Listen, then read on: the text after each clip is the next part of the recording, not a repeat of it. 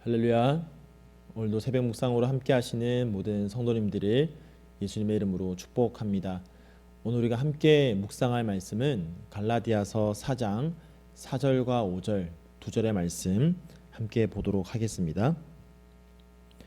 때가 참에 하나님이 그 아들을 보내사 여자에게서 나게 하시고 율법 아래에 나게 하신 것은 율법 아래에 있는 자들을 속량하시고 우리로 아들의 명분을 얻게 하려 하심이라. 아멘. 함께 기도하겠습니다. 사랑해 주님 감사합니다.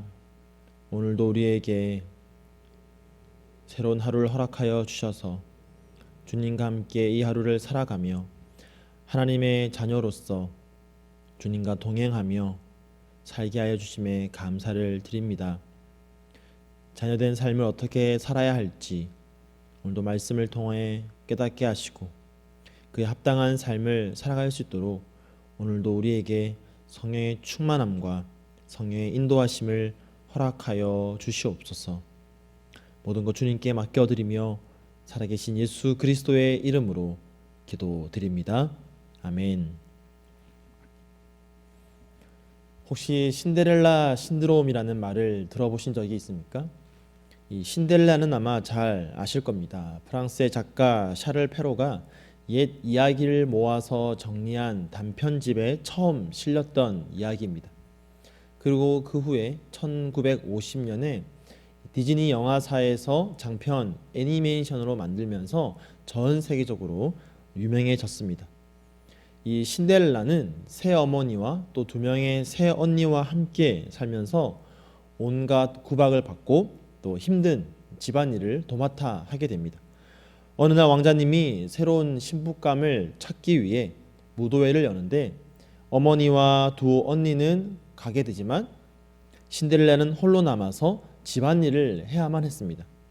그런데 한 요정이 나타나서 신데렐라를 변신시키고 왕자님을 만날 수 있도록 도와줍니다. 이 일로 인해서 신데렐라는 정말 소위 말하는 인생 역전을 이루게 됩니다. 이 신데렐라 신드롬이란 자신이 이 동화 속의 신데렐라와 같은 삶을 살게 되기를 꿈꾸는 것을 말합니다. 우리 사회가 어려워질수록 신데렐라 신드롬에 빠진 사람들이 늘어가게 됩니다. 남녀 할 것 없습니다.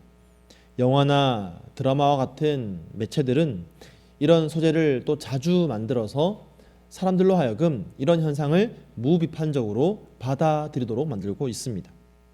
자신의 인생을 완전히 역전시켜줄 그런 능력을 가진 누군가를 만나서 내 삶이, 내 인생이 통째로 바뀌기를 또한 그렇게 받고 싶은 마음을 가지게 된다라는 것입니다. 그런데 오늘 성경 본문을 보니까 신데렐라와 같이 인생 역전을 이루는 이야기가 나오는 것을 보게 됩니다. 우리가 읽었던 4절 말씀은 이렇게 시작합니다. 때가 참에 하나님께서 태초부터 계획하셨던 우리를 위한 구원, 그 구원을 이루실 때가 드디어 이르렀습니다. 이를 위해 독생자 예수 그리스도가 이 땅 위에 오셨습니다. 죄로 인해 죽을 수밖에 없는 우리를 위해 하나님의 아들이시며 또한 그분 자체가 하나님이신 예수님께서 낮고 낮은 이 땅 위에 오셨습니다. 하나님께서 독생자 예수 그리스도를 보내시되 우리와 똑같은 인간의 몸으로 오게 하셨습니다. 여자의 몸에서 나게 하시고 율법의 저주 아래에 나게 하셨습니다. 왜 예수님께서는 여자의 몸에서 율법의 저주 아래 태어나신 것입니까? 5절은 이렇게 말하고 있습니다.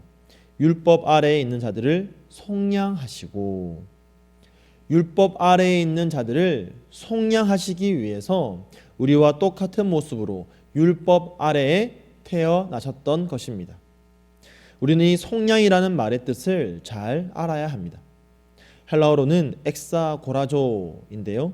이 말의 뜻은 대가를 지불하여서 타인의 지배에서 소유권을 되찾다라는 의미입니다.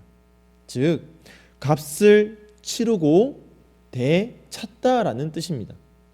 율법 아래에서 율법이 선포하고 규정하고 있는 판결을 받아서 영원한 죽음이라는 형벌을 받고 죽을 수밖에 없는 죄인들을 구원하시기 위해서 예수님께서 그 대가를 대신 지불하셨다라는 것입니다. 죄인들의 몸값을 대신 치루어 주신 것입니다. 이 갈라디아서를 썼던 바울이 살던 당시에는 노예들이 존재하고 있었습니다.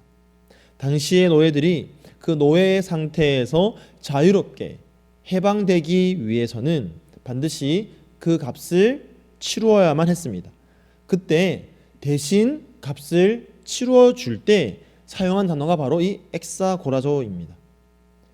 이처럼 하나님께서는 죄의 종이었던 우리를 속량해 주셨습니다.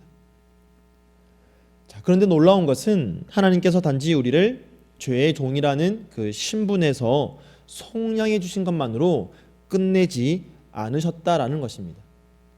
하나님의 사랑은 그저 우리를 종과 노예의 상태에서 해방시켜 주시는 것으로 끝나지 않았습니다.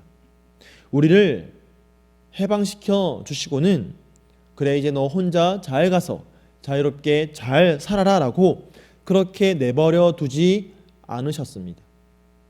우리 5절을 다시 보면요, 율법 아래에 있는 자들을 속량하시고, 그 다음에 우리로 아들의 명분을 얻게 하려 하심이라 라고 합니다. 하나님께서 우리로 아들의 명분을 얻게 하시려고 독생자 예수 그리스도를 보내셨다라고 말하고 있습니다. 아들의 명분이라는 말이 사실은 금방 이해가 되지 않을 수도 있습니다. 이 말의 뜻은 아들로서의 완전한 권리를 받았다라는 뜻입니다.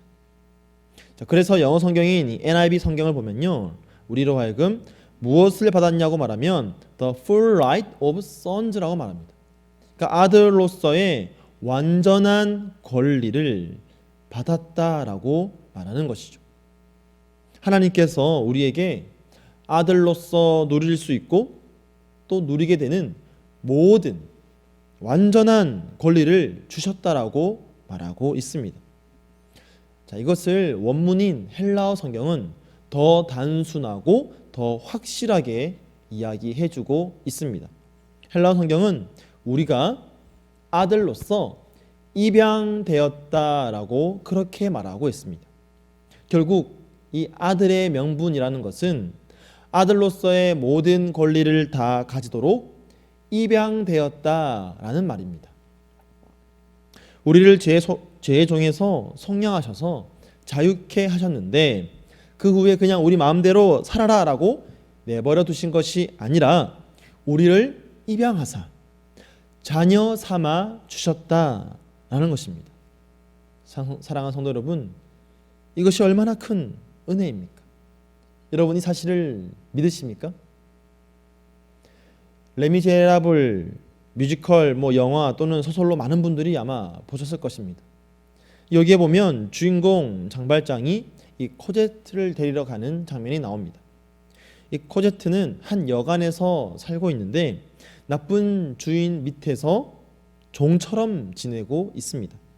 구박받고 잡일을 하고 또 멀리까지 물을 뜨러 가야 하는 그런 경우도 있습니다. 자, 그렇게 살던 코제트에게 어느 날 장발장이 나타나게 됩니다. 장발장은 이 코제트를 그 나쁜 주인들로부터 해방시켜 주기 위해서 돈을 지불합니다. 그런데 이 주인들이 정말 터무니없이 큰 돈을 요구합니다. 하지만 장발장은 그 값을 다 지불하고 코제트에게 자유를 줍니다. 이것이 바로 속량입니다. 그런데 장발장은 여기서 끝내지 않습니다. 코제트를 자신의 딸로 삼습니다. 이제 자유를 얻었으니 너 혼자 어디든지 가서 잘 살아라라고 떠나보내지 않습니다. 만약 장발장이 코제트를 그렇게 떠나보냈다면 어떻게 되었을까요? 이 코제트의 어머니인 판티는 딸을 키우기 위해서 돈을 벌기 위해 여러 가지 일들을 하는데 정말 비참한 일들까지 하게 되고 결국은 건강을 잃고 죽음을 맞이하게 됩니다.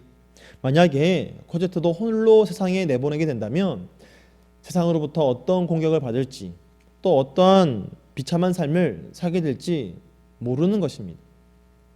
어쩌면 그의 어머니인 판틴과 같이 될 줄도 모릅니다. 하지만 장발장은 그 여간 주인의 종으로 살던 코제트를 속량해 줄 뿐만 아니라 자녀로 삼아서 자신이 사는 곳으로 데려갑니다. 그리고는 잘 자랄 수 있도록 보호해 주는 것입니다. 사랑하는 성도 여러분, 하나님께서 이처럼 저와 여러분을 속량해 주시고 또한 우리를 자녀 삼아 주셨습니다. 이것이 바로 구속의 은혜입니다. 우리를 고아와 같이 그냥 버려두지 않으시고 자녀 삼아 주셨습니다. 사실 상관없이 그냥 우리를 내버려 둬도 아무런 문제가 없습니다. 하지만 우리를 부르사 우리를 향한 하나님의 사랑을 나타내 보여 주셨습니다. 많은 사람들이 신데렐라와 같이 인생 역전을 꿈꾸는 그런 신데렐라 신드롬에 빠져 있다고 하는데, 이 신데렐라의 이야기가 저와 여러분의 인생에는 이미 이루어져 있습니다. 하나님의 은혜가 저와 여러분 모두를 신데렐라로 만들어 주었습니다. 구더기와 같은 천한 죄인된 인생의 우리를 구원하여 주시고 또한 창조주 하나님의 자녀로 삼아 주셨습니다. 죄의 종 사단의 노예로 살던 우리를 전능하시고 만물의 통치자 되시는 그 하나님의 자녀로 입양시켜 주신 것입니다. 여러분, 이것보다 더 큰 인생 역전이 어디에 있겠습니까? 그러므로 우리는 우리 가운데 그 어떤 누구도 우리 자신을 스스로 비하할 수가 없습니다. 왜냐하면 우리 모두는 전능하신 하나님의 자녀이기 때문입니다. 하나님을 만나 존귀한 하나님의 자녀가 되었습니다. 창조주 하나님이 나의 아버지가 되십니다. 우리가 무엇을 두려워하겠습니까? 어떻게 우리가 우리 자신을 가볍게 여기고 비하할 수가 있겠습니까? 결코 그럴 수가 없습니다. 우리는 늘 세상 가운데 또 세상 앞에 당당하게 설 수가 있습니다. 사랑하는 성도 여러분, 오늘도 우리를 자녀 삼아 주신 하나님의 은혜를 기억하고 또 우리의 아버지 되시는 하나님을 생각하며 존귀한 자녀로서의 정체성 또 자부심을 가지고 당당하게 세상 속에서 또 세상 앞에서 살아갈 수 있는 저와 여러분의 삶이 되기를 예수님의 이름으로 간절히 축복하며 축원드립니다. 아멘. 오늘 말씀을 기억하면서 함께 기도하겠습니다. 우리를 구원해 주신 그 은혜를 기억하고 우리가 아바 아버지라 부르는 그 하나님이 얼마나 크고 놀라우신 분인지를 알 때 그분을 의지하고 그분의 능력에 힘입어서 오늘도 당당하게 살아갈 수 있도록 해달라고, 또한 그렇게 살아가겠습니다 결단하면서 함께 기도하겠습니다. 또한 오늘은 수요일입니다. 각지에서 또 열방에서 사역하시는 사랑하는 성도님들을 위하여서 함께 기도할 때 오늘도 담대하게 이 복음이 전해지고 이 복음으로 말미암아 구원받을 자들을 주님께서 모아주시고 속량해달라고 우리 시간 마음을 모아서 함께 기도하도록 하겠습니다. 함께 기도하겠습니다.